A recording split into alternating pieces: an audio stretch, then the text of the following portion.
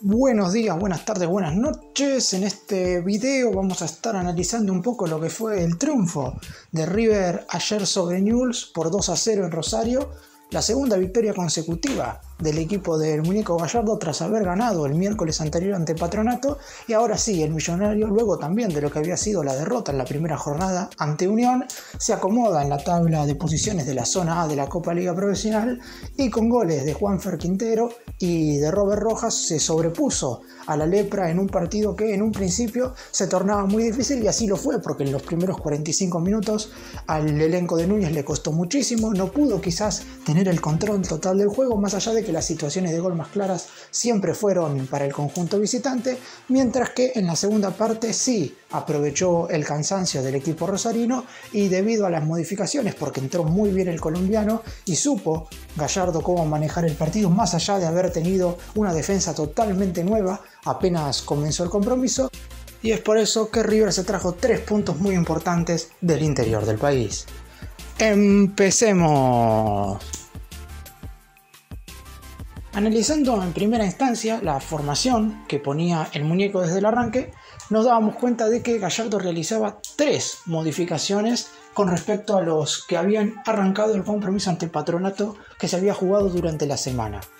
Y los 3 eran en la zona defensiva. Cambió a ambos laterales, la vuelta de Robert Rojas recuperado de la pubalgia y el cambio también de Elías Gómez, que ingresó nuevamente para ocupar ese lugar, y Milton Casco se quedó sentado en el banco de suplentes, mientras que unas 24 horas antes del partido Paulo Díaz sufría un cuadro gripal y más allá de que su PCR dio negativo por coronavirus, tuvo que quedarse en Buenos Aires descansando, y ahí es donde Leandro González Pires apareció para en un principio ocupar la saga con Héctor David Martínez. Pero cuando tan solo iban 21 minutos del primer tiempo, Martínez sale lesionado, ya voy a hablar más adelante de esta lesión porque puede terminar siendo algo un poco más grave, e ingresa Maidana, por lo que a los 22-23 minutos de la etapa inicial, River ya tenía una defensa totalmente distinta a la que había arrancado el compromiso ante Patronato. Contra el conjunto entrerriano en el Monumental habían iniciado Herrera como lateral derecho, Díaz y Martínez de centrales y Casco por izquierda, mientras que a la media hora de juego en el compromiso de ayer en Rosario,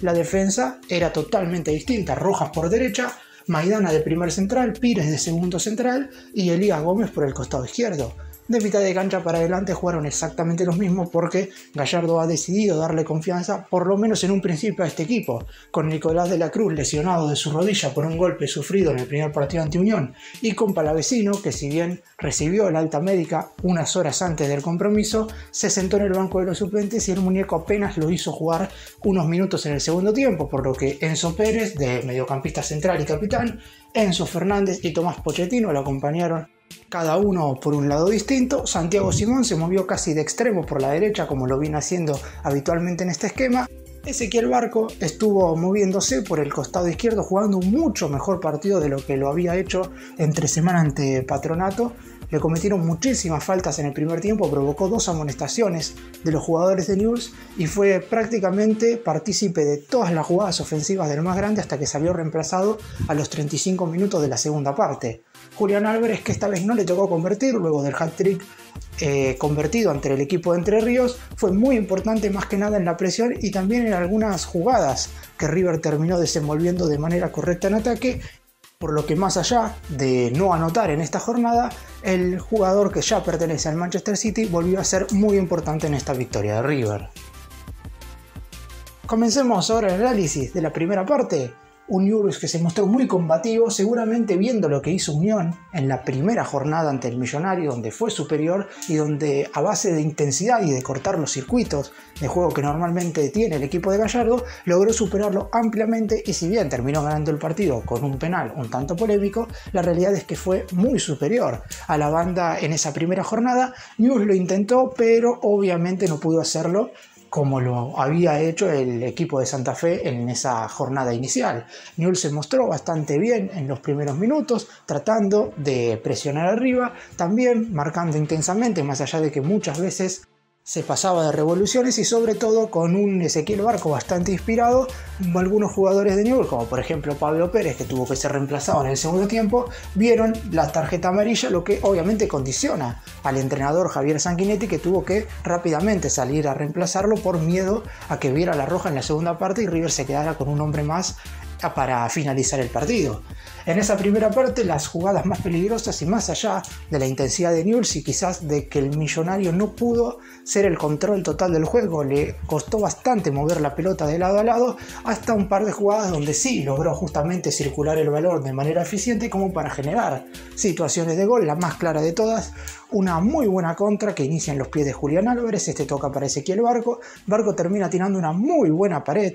en 3/4 de campo de Newell's, llega hasta el fondo, tira el centro hacia la izquierda, Álvarez no logra rematar de lleno, la pelota queda un tanto bombeada dentro del área, una serie de rebotes en el punto de penal y Santiago Simón de media vuelta remata de derecha y la pelota se estrella en el palo izquierdo de Arboleda, en lo que sería la ocasión más clara de River en esa primera parte. Después no hubo mucho más para analizar, en el sentido de que Gallardo se lo notaba bastante molesto porque el equipo no encontraba el rumbo, más allá de que defensivamente tampoco sufría porque Newell's estaba más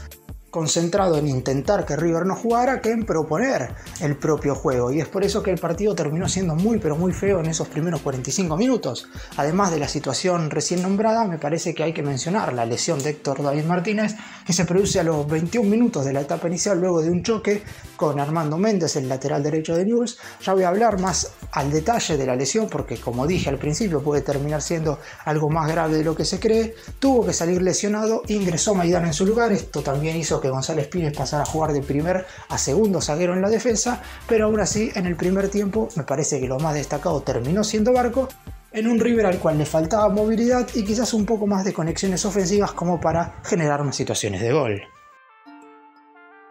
En la segunda parte, con el ingreso de Juan Fernando Quintero en el entretiempo y la salida de Tomás Pochettino, que a diferencia de lo que había hecho en el partido contra Patronato, esta vez se lo notó bastante más contenido y quizás no pudiendo jugar tan suelto, es por eso que el muñeco decidió reemplazarlo, y más allá de que también había terminado con un golpe en el compromiso entre semana, y es por eso que a lo mejor solamente estaba para jugar 45 o 60 minutos. La entrada de Quintero termina siendo clave a pesar del gol, porque está claro que cuando un futbolista mete el gol con el que abre el partido, siempre termina siendo importante, pero en esta ocasión Quintero también fue importante desde otro lado, porque le dio una pausa al equipo que quizás en el primer tiempo no tenía. La única manera que el Millonario en la primera parte había generado alguna que otra ocasión y alguna que otra aproximación había sido por el desequilibrio individual de Barco. En esta segunda mitad, River fue muchísimo más equipo y pudo aproximarse más al área de Newell's, teniendo quizás más conexiones y más uniones entre los futbolistas, sobre todo de la mitad de la cancha, que junto con Julián Álvarez, que como dije no convirtió pero hizo un buen partido desde el lado de la presión, pudieron armar bastantes jugadas. La primera de ellas se desarrolló por izquierda con Barco habilitando a Elías Gómez, el lateral pasó por primera vez en el complemento, tiró el centro hacia atrás y otro remate en el palo, pero esta vez de Enzo Fernández, que no pudo colocarla bien en el palo derecho de Arboleda, y es por eso que todavía el partido estaba 0-0. Hasta que a los 28 minutos del segundo tiempo llegaría el error del arquero de Newell's luego de una muy buena presión por parte de dos jugadores de River, de Simón, que estaba presionando al futbolista que le dio en definitiva el pase a Arboleda, y de Julián Álvarez, que evitó que el arquero colombiano sacara el remate por encima, le da defectuosamente, la pelota se va a ras del piso, le queda a Quintero, que ni siquiera se llega a acomodar, y de zurda con el pie abierto logra meter la pelota sin ninguna oposición, aproximadamente 40 metros del arco rival, abría el marcador para River y a partir de ahí todo se tornó muchísimo más fácil. Newell's ya no tenía ventanas de cambio para realizar porque se le habían ido lesionados un par de jugadores, también como dije Pablo Pérez fue reemplazado porque estaba muy cerca de ver la roja, y luego los últimos 15 minutos fueron absolutamente todos del Millonario. El segundo tanto llegaría luego de una muy buena jugada colectiva, nuevamente con Barco arrancando por el sector izquierdo, se frena, gira hacia la derecha, abre para Santiago Simón, que un poco más atrás de la media luna toca hacia la derecha para Robert Rojas, que su remate también es un tanto defectuoso, pero el arquero Arboleda no logra contenerlo, nuevamente se equivoca y River marca el 2-0. Después de eso no hubo muchas más jugadas de gol. terminó regresando Palavecino, que jugó los últimos 10 minutos, Suculini entró por Enzo Pérez y Brian Romero también pudo disputar los últimos minutos del encuentro. Buen triunfo de River 2-0 sobre Newell's Rosario, que le sirve para acomodarse en la tabla de la liga profesional.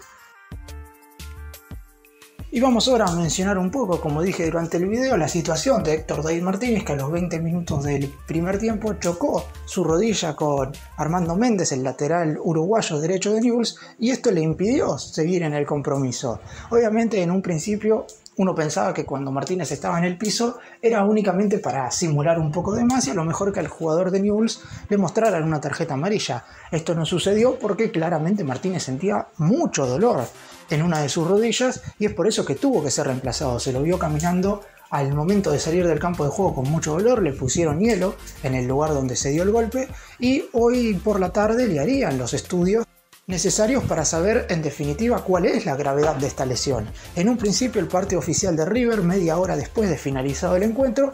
es que el central sufrió un esguince del ligamento lateral interno de la rodilla izquierda. Los estudios son muy pero muy importantes porque dependerá de ellos el grado efectivamente del esguince y de esta manera sabremos cuántos partidos se puede llegar a perder. Ya de por sí no va a estar a disposición casi con seguridad del encuentro que va a jugar River el próximo domingo desde las 19:15 horas contra Racing en el Estadio Monumental por la cuarta jornada de esta Copa Liga Profesional, pero en caso de ser un esguince más grave, porque esto puede suceder debido a que en principio el parte médico informó que hay un ligamento comprometido, podría hasta llegar a perderse 2 meses, lo que le impediría hasta el inicio de la fase de grupos de la Copa Libertadores. Es cierto, por suerte River tiene muchos centrales, tiene bastante material para elegir en ese lugar de la cancha, pero Martínez es indiscutible para el muñeco Gallardo y la realidad es que da mucha pena que pueda llegar a perderse bastantes partidos por esta lesión. Ya en el semestre pasado, por ejemplo, a causa de un desgarro bastante largo, se perdió el Superclásico, que River le terminó ganando a Boca 2-1 en el Estadio Monumental. Y es muy probable que si el esguince en este caso muestra una gravedad bastante importante, también se pierda el que se va a jugar el próximo 20 de marzo en el Antonio Vespucio Liberty. Vamos a esperar a ver qué sucede. En las próximas horas seguramente tendremos confirmación de cuál es en definitiva la gravedad de la lesión de Martínez. Para cerrar, de cara a lo que viene, el plantel tiene hoy día libre. Esta semana será clave para saber si en definitiva Nicolás de la Cruz ya puede estar a disposición de Marcelo Gallardo, porque estuvo como titular en el partido contra Unión de la primera jornada, pero en la previa de lo que fue el encuentro ante Patronato, por un golpe en la rodilla derecha quedó marginado del banco de suplentes y no viajó a Rosario para jugar el compromiso de ayer ante Newell's. Lo más seguro es que Paulo Díaz sí esté a disposición porque el cuadro gripal no va a durarle hasta el próximo domingo. El PCR, como dije, dio negativo, no tiene ningún inconveniente en relación al COVID y es por eso que lo más probable es que inicie la semana haciendo quizás un poco de ejercicios livianos, pero con el correr de los días vaya poniéndose a punto. Y también estamos todos atentos a ver la situación de Matías Suárez, porque si bien es bastante complicado que esté en la lista de concentrados para jugar ante Racing, viene entrenándose muy pero muy bien. Es sorpresa por parte del cuerpo técnico y también del cuerpo médico cómo está evolucionando, y si bien quizás no es en el próximo compromiso, a lo mejor en la otra jornada contra San Lorenzo podremos tener al cordobés por lo menos en el banco de suplentes. Gracias por mirarnos, suscríbanse, nos vemos en el próximo vídeo.